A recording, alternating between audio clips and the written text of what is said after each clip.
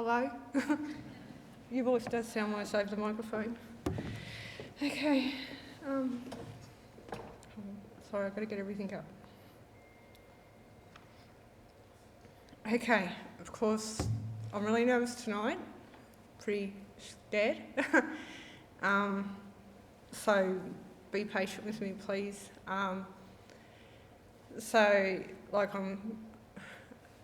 I don't talk in crowds. My friends can't even get to me to go to a barbecue amongst 20 people, let alone all these guys. Be nice if you could just dim the lights a bit more. Oh, is that Maxine? Yeah. Okay, thank you. So I've got some lovely people here actually clean floor that Maxine. Oh, hi. How you going? Thank you. So, sorry. Okay, so I'll try and get serious. So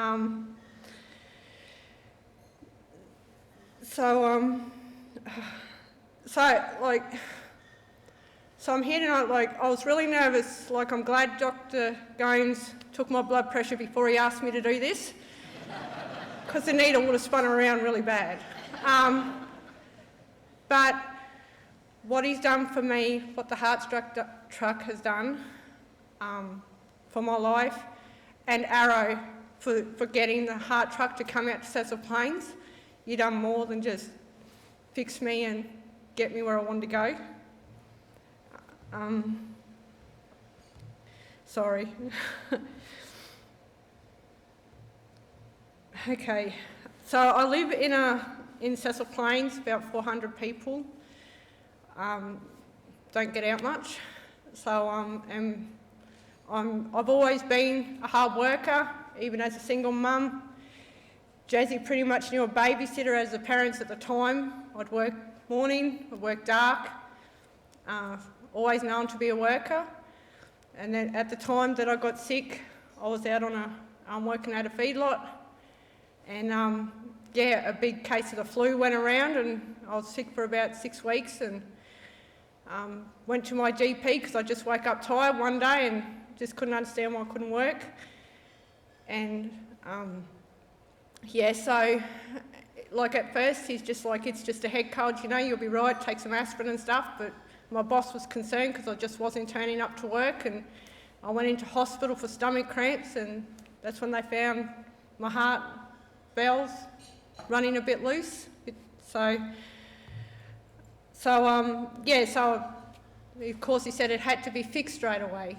So I got sent to Brisbane, one of the major hospitals there, ready to get it all fixed and sorted, and I was told to go home, that I'd be fine, that it wasn't serious, and that I pretty much need to have a heart attack before they'd even look at me. So I explained that I'm a single mum and can't be sick, and it is serious to me. I had to hide from people, I didn't want, no one knew that I was sick. I would catch my breath before I walked through the door when I was cleaning for people. Couldn't pick up a vacuum cleaner. My daughter was 5 at the time. She had to become me, my mum, type thing. So she missed out on a bit of childhood. So I put up with it for about 4 years before we knew about the Heartstruck. And thanks to Arrow, got the Heartstruck to come out to Cecil Plains, and that's when I got on to Dr. Gomes, my saviour.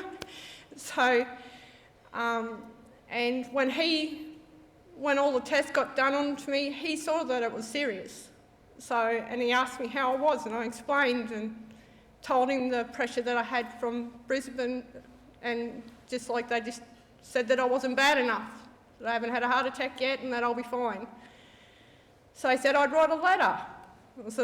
I didn't expect anything out of it because, I was just used to the knockbacks and fighting on the best I could as a mum.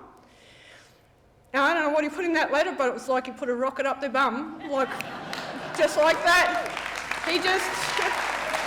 So I've never had anything so fast. They rang me pretty much the next day and they weren't too happy. They're like, oh, we'll just put you in for next year. And I said, I'm getting it done. whenever you can fit me in for the operation.